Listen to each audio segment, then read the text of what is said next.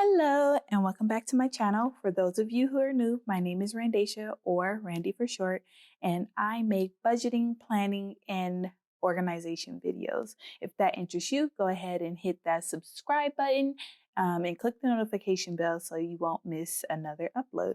Okay, so in this video, we are going to be doing my April closeout. I didn't do the setup on camera because this budget planner is new. It's my first time in the Erin Condren monthly deluxe planner, and I'm using it as my budget planner. So I wanted to test out, how I wanted to do things and see if it actually worked before I brought it on camera. And it actually did work. So I'm just going to share kind of like an overview and close out my sinking funds. Mostly that's what I do for my budget closeout. So this is my setup for the month of April. And as you can see, I mostly just used pen and I used some mild liners and washi tape and, header stickers and things like that. So it's very minimal and it's mostly just pen. So, but I actually liked it. It was quite refreshing not to have to think about like how cute I'm going to make it and stuff like that. And out of all the stationery, I actually love pens and like specifically gel pens, like colored pens the most. And I do like washi tape and I do like highlighters. So I do like stickers, but stickers is like a newfound love where I've been in love with like colored pens or AKA gel pens. So let me give you a quick flip of how I set up this month before I close out my sinking funds. So of course, this is the sinking funds set up right here. And at the top, I do, contributions up here. And that basically means anything that I put into the sinking funds account. And then distributions down here, or anything that I pay out of the sinking funds account. So, and then I just total the two sections down here.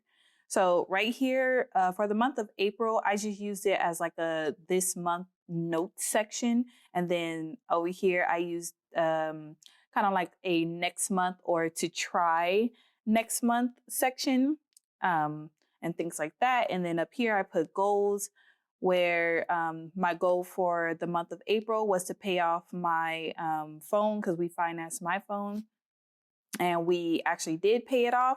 So yay, it should be a video soon. I don't know which order I'm gonna do these videos in, but there should be a video soon showing me paying off this debt and updating my debt tracker.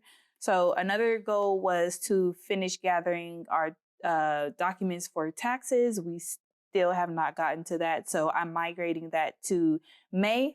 And then down here, I'm using as a planned expenses section. So planned expenses are my one-time purchases or something like that, like expenses that are occurring one time during that period or during that month, because it's not part of my fixed or variable or like a cash envelope type thing. It's just a one-time thing. So that's what I'm using this section for.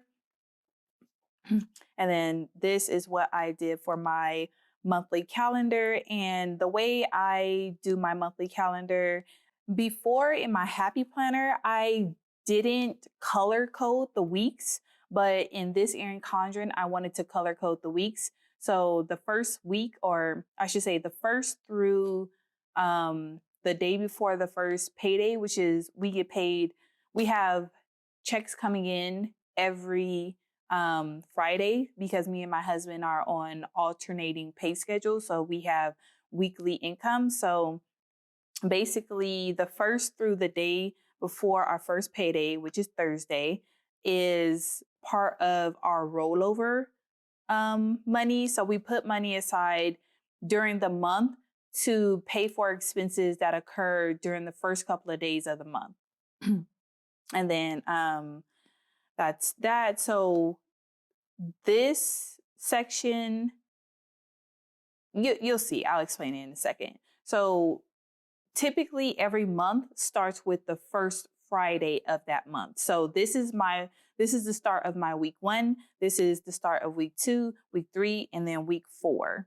And then it ends on the last day of the month. I don't go, I don't include the next Friday because that is the start of next month for one. And then it is the start of our May rollover, if that makes sense. So I just wanted to color code the weeks just because it's easier. I'm a visual person, so I think it's easier on the eyes. And plus, when my husband and I, when we were on the same pay schedule, like we got paid the same day, I used to use mild liners and color code that way. So I would basically make a line highlighting, say like if we got paid the 3rd and the 17th, I would use a mild liner and basically draw a line from the 3rd to the 16th to kind of visually let me know that our paychecks that came in on the 3rd was to cover all the way up until the 16th until we got paid on the 17th, if that makes any sense. So, but yeah, so since we get paid weekly, I like to color code weekly. But if ever we get back on the same pay schedule where we're both paid on the same pay period, then I would just end up using 2 different colors. Well, actually 3 different colors, because I always want to make the rollover week a separate color from the actual pay periods. Okay, so over here, this section, as I mentioned, we roll over money from the current month in order to cover our the first couple of days of the next month's expenses. So that's what is right here. It's like a breakdown of basically our expenses that we need to pay for the first couple of days of the next month. And I basically figure out which weeks we can, how much we could put away each week to basically fund those first couple of days. So it's like the rollover breakdown right here. And then this, of course, is just a decorative moment. And then right here, I like to write the confirmation numbers for our water bill, like anything manual, or I guess I should just say our water bill. I like to use the stickers that came in the back of the Erin Condren planner to highlight that this bill needs to be paid manually versus mostly everything else that's paid automatically. Okay, so this is the April budget, and yeah, so I only do on this spread, I only do the budgeted amount. I don't do budgeted and actual because I actually do weekly check-ins where I write down the actual amount. So basically, if you see my videos where I am showing my spreadsheet, I take the numbers off of that spreadsheet and then I put it in my planner just exactly how it is. So this is like my snapshot of, in a perfect world, this is how my budget should go. But, things come up, which is why I do a weekly check-in to make sure that we're staying on budget. So, and then down here, I do a little budget summary to make sure that all my numbers add up. And we do a zero-based budget. So our budgeted total should be 0 every month. That doesn't mean that we don't have any money at the end of the month. It's just that following the Dave Ramsey every dollar type of budget, every dollar should have a name. Therefore, nothing should go unnamed and nothing should be unbudgeted. So your budgeted total at the end of, the total at the end of your budget should always be 0, because that way, you gave every dollar a name and a purpose. So that is that. And then right here is how I do my weekly check-ins. So basically I use the monthly calendar. At the start of the week, I'll flip to the monthly calendar and I'll write down all the expenses that I expect to be paid that week. And then I'll write it down right here, and then I'll do an actual just to keep up and make sure that we're staying on budget. So at the top is income and at the bottom is expenses, and then I just do remaining. Anything remaining, we just put it into our sinking funds. So I do like this. I have seen a difference from like doing it this way in this Erin Condren monthly deluxe planner versus the happy planner, budget planner that I was doing, only because I'm actually tracking all of my expenses. Like I said before, I hate tracking expenses, but doing it this way, it's still pretty much the same way I did it in my happy planner. But one key difference is I'm actually tracking our food. So not our groceries, but like our eating out, because I did not track that in my happy planner, and sometimes we would go over budget because of it. I'll think like, oh yeah, we got money, so let's eat out.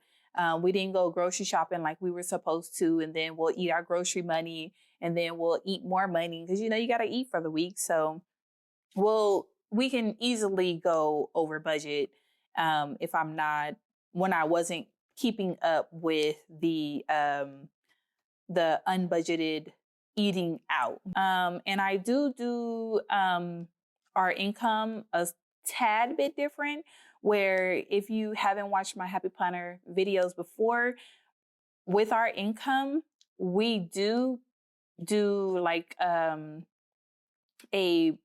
we do pay ourselves first. So that's what this PYF is. Pay yourself first. So when money comes in, right off the top, we pay ourselves first before any bills are paid. So we are automatically living below our means.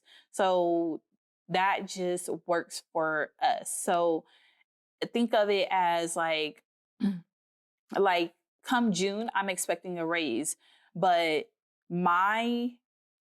our budget is not going to change because the money that we're living on now is comfortable. So why would I increase our expenses just because our income increased? So with the pay yourself first, with the raise, that just means that we're going to be giving ourselves even more money when we're budgeting. So, because, we got a raise. So that's what this pay yourself first is. And I'm sure if you watch a couple of videos of mine, you'll understand it. But I think this is the first time that I've actually like broken it out like this. So yeah. And then on this page, I do the rollover for the next month because I do calculate that in April so that we could set aside money in April in order to, again, fund the first couple of days of the next month. So I put that right here. So, which is fitting because technically this page belongs to May. So it actually works out. And then I do a note section right here. So anything like when I'm closing out my budget, anything that I want to carry forward into the next month or next couple of months, that's what I'll put right here. So like, for example, one of the things that took me so long to close out my April budget is one, we had our escrow analysis this month. And for those of you who may not know, escrow analysis, well, let me back up. Escrow account is basically a account into which you pay your house insurance. If you elect for, your house insurance to be paid out of your escrow account, and but mainly it's set up for your taxes. So in your house, so when you're buying a house, you have the option of setting up an escrow account and in like paying your property taxes monthly. So your property tax bill is split up into 12 months, and then you pay a portion of that, like you're prepaying it into that escrow account. So that escrow account is held with whatever bank holds your mortgage. So yeah. So at the end of every year, after they pay out your property taxes and things like that, they'll do an escrow analysis where basically they will assess whether you have enough money in your escrow account to cover the next 12 months, or the following year's property taxes. So if you have more than enough money, they'll issue you a refund. But if you don't have enough money in that account, they call that a shortage, and they will send you a nice letter in the mail and tell you that you don't have enough money in your escrow account to pay your property taxes for the following year. So you have, from what we've experienced, I'm talking from our experience. So you have one of two choices. You can pay, they'll give you a number, and basically whatever the account is short by, like whatever amount they deem that the account is short by, you have the option to send in that shortage in one lump sum, or they can tack it on to your mortgage payments, which essentially increases your mortgage payments because you have a shortage in your account. So you have to pay for that. So, so that is really important if you are looking to purchase a home, or you already purchased a home and like you're a new home buyer and it's your first time or something. I'm in Southern California, so it could be different in different states, but in California, this has been our experience, and this is our second home. So I'm pretty sure that's what they do in all of California, but don't quote me, do your own research. But yeah, so I had to wait on that, and because that held up whether that kind of like dictated whether I was going to do a debt payoff. And because if there's a shortage, I'm not going to do a debt payoff. I'm going to do that lump sum so that our mortgage payment doesn't go up. So there's that. And then we actually ended up having an overage. So they are going to send us a refund check. So that's one thing I was waiting to see in April, and they did it at the end of April. So yeah, we have that to look forward to. And then one quick note, if you are like a new home buyer and it's your first year and you haven't experienced this and you're in Southern California, if you get an overage, you may want to hang on to that refund check for the following year when they do your escrow analysis. Because when me and my husband bought our first home, was a condo, and this was a different bank, but this bank gave us a refund because our first year we had an overage. So of course they issued us the refund. They do not hold that overage. They don't like roll it over. They issue you a check. So, but I don't know, ask your bank. They might roll it over for you, but in our experience, they don't roll it over. They send you a check, and then it's up to you to do whatever you want with that check. But anyways, the second year in our condo, we got a nice little letter saying we had a shortage in our account. And I think it was like $1,500. So we either had to pay $1,500 up front, and I think it was only like 30 days they gave us to come up with it, or they would split that $1,500 over the life of the 12 months of, like the next 12 months. To make sure there was enough money in the escrow account. So that is something to watch out for. So if you get an overage in a refund check your first year, you might want to hang on to it because you may have a shortage in your second year. I'm just telling you, that's what happened to us. So just a heads up. But also, so since we have a overage, I don't have to worry about that. And then the second half of our regular property taxes was due in April. So I had to make sure that was paid, because sometimes you do have to check on it, because these escrow or mortgage companies, they could be late on paying your property taxes. They're not supposed to. And if they do, they are supposed to pay for any fees because they're late or whatever. So I just like to stay on top of it, make sure people are doing their job. So I had to look into that. And then our Edison bill was supposed to be due this month, like our annual one. But I don't know. I guess it's going to be billed in April and it's going to be due in May. So that's another thing. But yeah, let's see.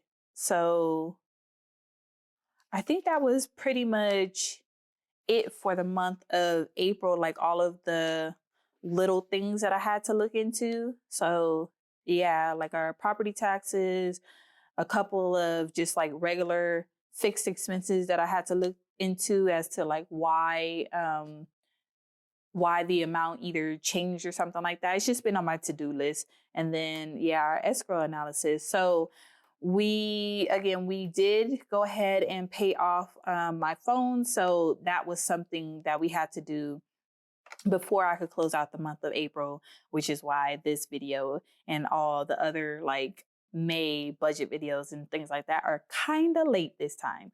So anyways, with that said, we can go ahead and close out our sinking funds because I have already noted that we did pay off my phone as a distribution from our sinking funds, because throughout the month, any extra money that we have, we put it into our sinking fund account, and I allocated to the debt extra payment line.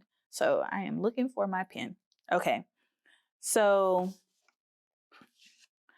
I'm going to do my sinking funds. I do my sinking funds different. Let's see, the easiest way I can explain this is I like to start with the ending balance of my sinking funds. So let me put in the ending balance. The ending balance was $1,453.87. So with this, I like to allocate all of the categories because like how it's set up is I have my beginning balance. So what I came into the month with the different allocations for, the different categories or lines in my sinking funds. But throughout the month, something might come up to the point where this is no longer realistic. I might have to pay something or, or priorities change. So this is what I like going into April. This is kind of like what the plan was, is if any money was to go into the sinking funds, to allocate it this way. So this is our budgeted column, or ignore down here. This is our budgeted column. So I'm going to ignore the actual column for right now, and then I'm just going to allocate these the amount that's currently in our sinking funds to these different categories. So I want to start setting aside money for home repairs and maintenance and for car repairs and maintenance, because this month I did go take my car in for an oil change and to look into my car has been burning oil really fast, to the point where I'm having to like pour oil in it in between oil changes. I have a Prius. It's been on my to-do list to go and get it checked out for a while, and I finally went and did it a couple of days ago. And basically, like, they told me what was wrong and everything like that, but the fix is for them basically to take out the entire engine and seal up where the oil is leaking from and make the engine like new again, which will cost $4,000 to $5,000. And I'm just like, yeah, no. So, and the the leaking isn't going to lead to more serious problems down the line, because I made sure to ask that. And the Toyota rep was just like, honestly, if it was my car, I wouldn't do it, because it's just not worth it. It's not going to lead to further problems. And he was just like, basically, if you stay on top of your oil changes, it'll be okay. So with that, I want to start basically putting money into the car repair and maintenance. So me and my husband can get, because our cars are about 1 year apart in age. So I just want to start putting money aside so that we can get oil changes every quarter. So, whereas before I haven't really been, these are my sinking fund categories, but I haven't really been putting money into them. I've just been focused on paying off debt. So, yeah. So out of this, I want to make sure that I allocate $75 to car repair maintenance, and then I want to do $25 towards home repair and maintenance. And the way that I'm doing the sinking funds is, if you don't have a sinking fund like set up, I find that this way is easier because you don't have to figure out, well, let me back up just a little bit. You do have to figure out how much you're going to need in order to have the account fully funded in time for you to use the funds, because like I said, I know that we're going to need oil changes. So all I did was take how much my oil changes for my car and how much the oil changes for my husband's car. I added that together and I divided it by 3. So that's basically what I did in order to come up with this number. And then for anything else like home repair and maintenance, where it's like there's really no set time for when the repair could come up, because it's like, Lord forbid, something could happen tomorrow to our house that we need to repair it. But so I don't have a finite date. So for things like that, I just want to set a little bit. I'm just going to pick a number and I'm going to start setting that much aside every month. So you got to be realistic though. This number is low just because our house is brand new.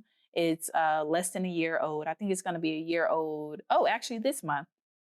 So yeah, so it's a new build at that. So we don't really expect anything to go wrong. And if it does, it is under warranty still. So yeah, anything major is under warranty for a year after the purchase. So, and we don't have anything like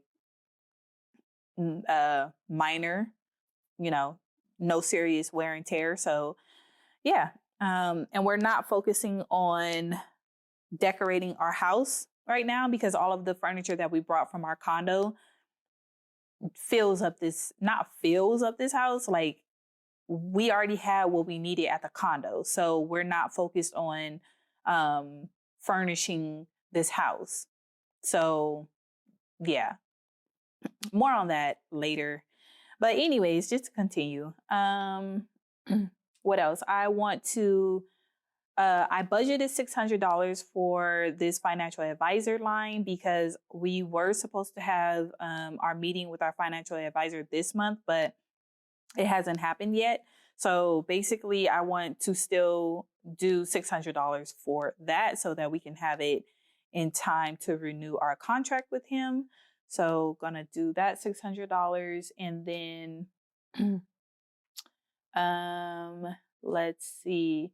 And then I always want to keep a buffer in our main check paying account. So I like to keep $100 in there. So just in case something, very minuscule goes wrong, or if we, I don't know, want to buy something, I don't know.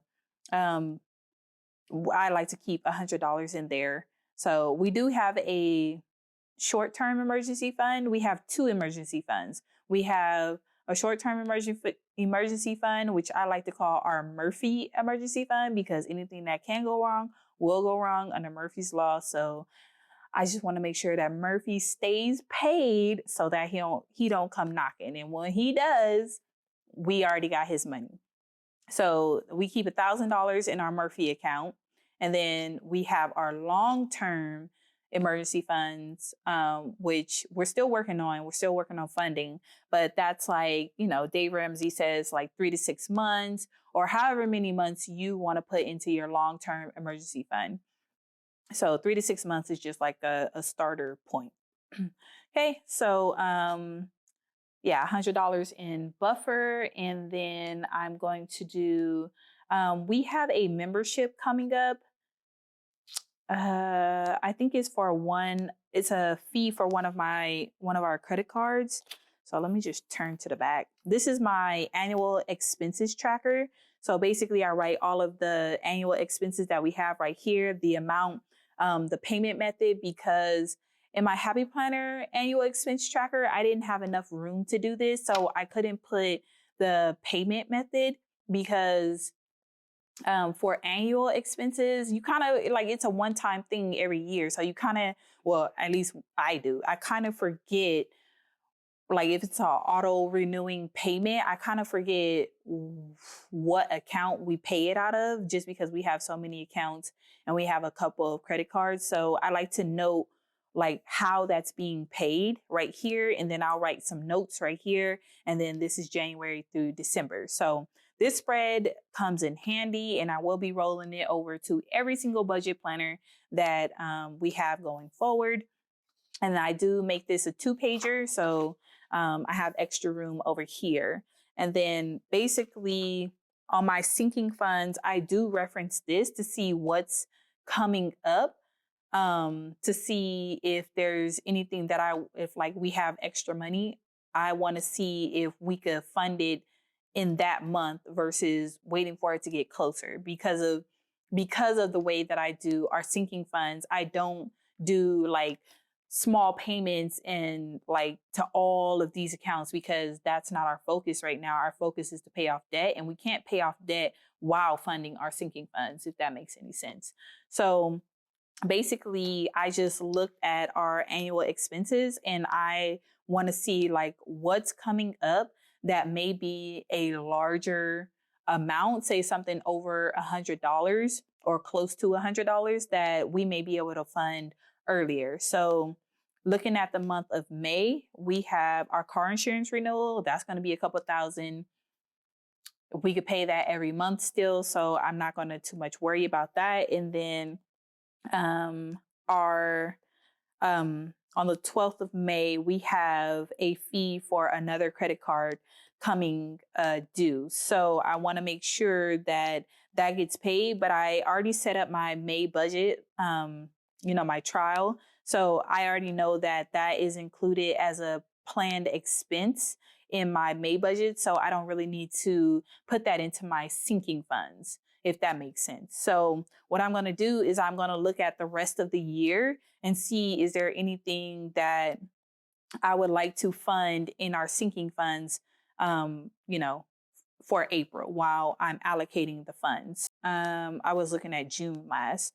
So July, my husband's car registration is due. And then right here it says small check is due in 2020. So that's something I might want to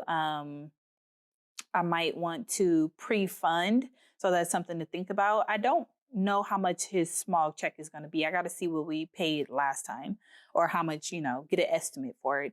And then nothing in August, nothing in September. And then in October, we have our Costco membership, and then this credit card fee for $95. So I kind of want to do this $95, even though the car registration is going to be, is higher. Like I said, we're getting to the larger amounts for debt payoff. So I kind of want to get as large of a debt snowball as possible before I have to kind of like minimize the extra money that we're putting towards debt. I want to set aside this fee, a credit card fee in this month because it's only $95. I say only. That is a lot for a credit card fee, but I like the perks of the card. So yeah. And then I see on the 10th of December, we have property tax installment number 1 is due. And I don't have to really worry about that because we do have an escrow account. So that will be paid out of our escrow account. And then the things on this page are mostly just like sales and stuff. So I usually have a wax pass with Euro Wax. And I just like to remind myself of when their semi-annual sale is. And then just other miscellaneous things like apps that we use that renew. So those two apps renewed earlier in the year. And then these are just reminders for just different things that don't really matter because they're not an actual bill. It's just reminders. So if I choose to participate in it. So that's basically how I like figure out how to allocate the funds. And like I said, I'm going to set aside that $95 for that credit card fee so that it's fully funded and ready to go when that month comes up. And then that's basically the accounts that I want to fund. So what I'll do now is basically I will put the difference into the extra debt payment balance. So let me see.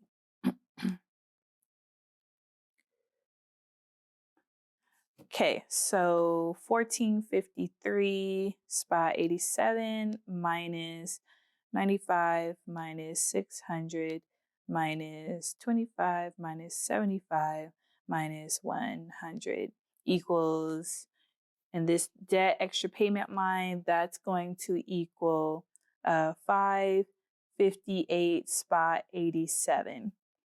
So these should all equal that 1453. So now what I'm going to do is figure out the actual column. So, I mean, this is an extra step because I mean, all I really need, if I was in like a hurry, all I really need is this ending balance so that I can roll it over to the next month.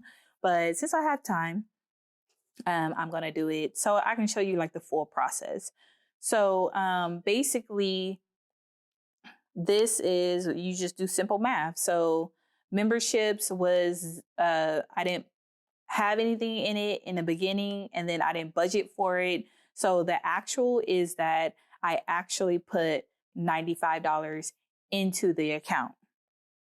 So debt extra payment, 463 spot 84 was the beginning balance. I wanted to budget 257 spot 64, and I don't think, well, I'm for sure I didn't hit that goal because the ending balance was $558.87. So I'm going to take the ending balance, 558 spot 87, and subtract the beginning balance, because at this point I'm ignoring the budgeted because the month is over.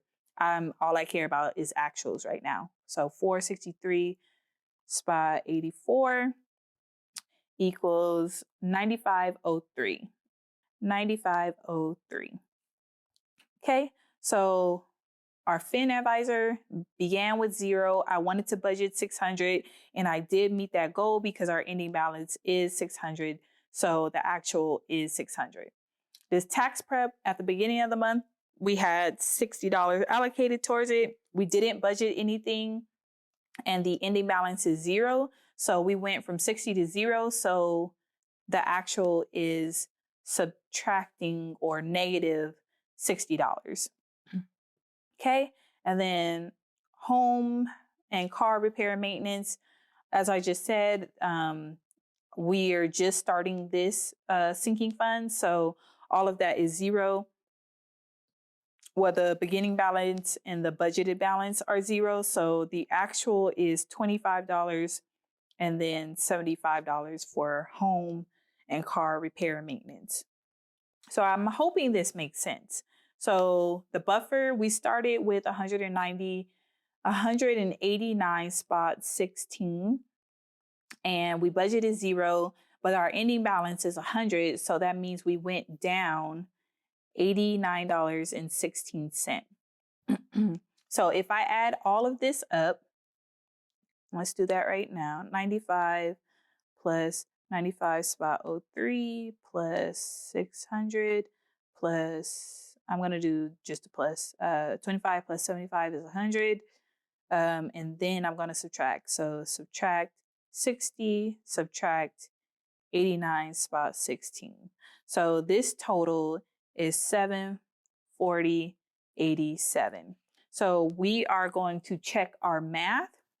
So again, we're ignoring the budgeted because budgeted no longer matters. We only care about the actual. So the actual is 740 spot 87 plus the beginning balance of 713 should equal the ending balance of 1,453 spot 87.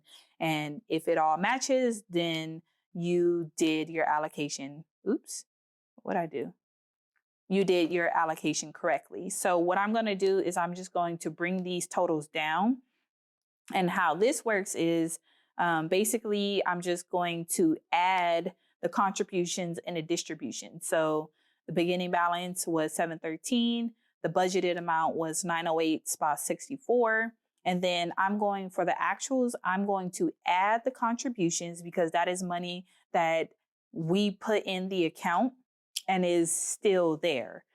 The distribution section, I'm actually going to add it to the contribution section just because this money was there, but we paid something, like we made this payment amount.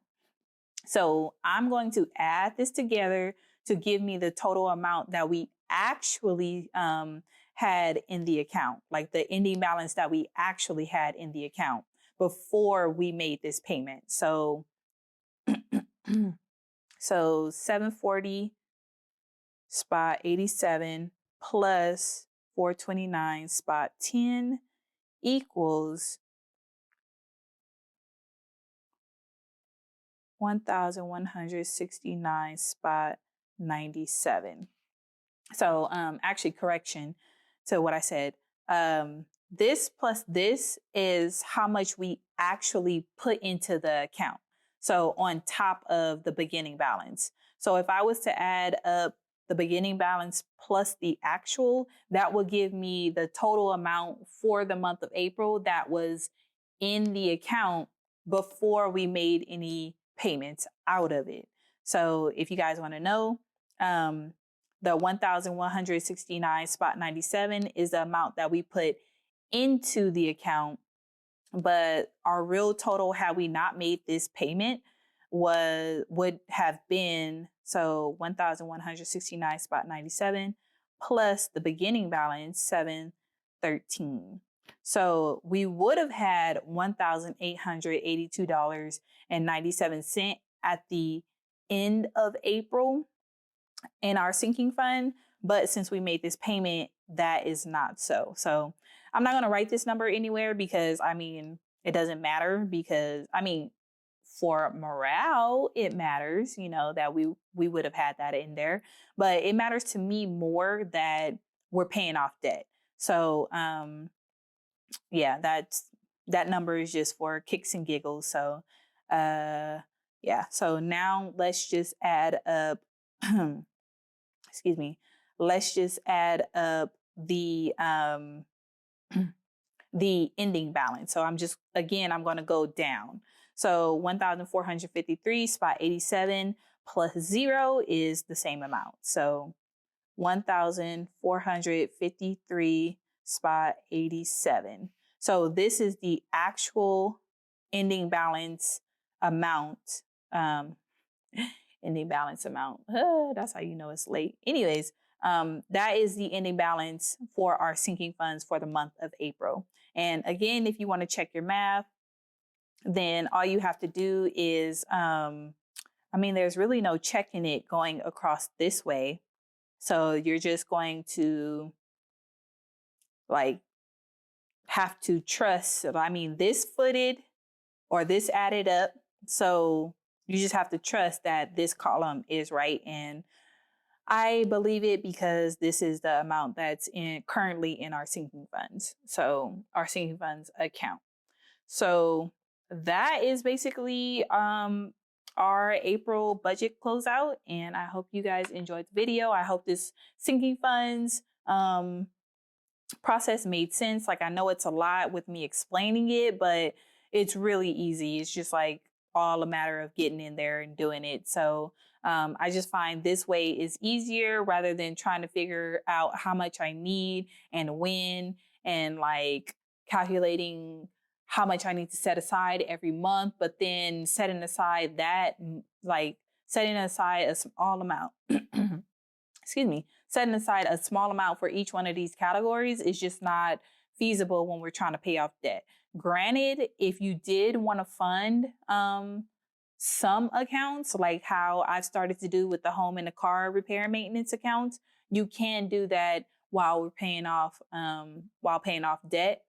But it's all relative. It's all up to you. So since the car oil changes are important, I am going to put that into start putting that into the budget regularly. And you got to keep up your home maintenance, otherwise the repairs will be costly down the road when the prevention is always cheaper than repair. So if you like this video, go ahead and hit that like button. If you want to see more of my videos, go ahead and hit that subscribe button and click the notification bell so you will be notified of my next upload. And I will catch you guys in the next one. Bye.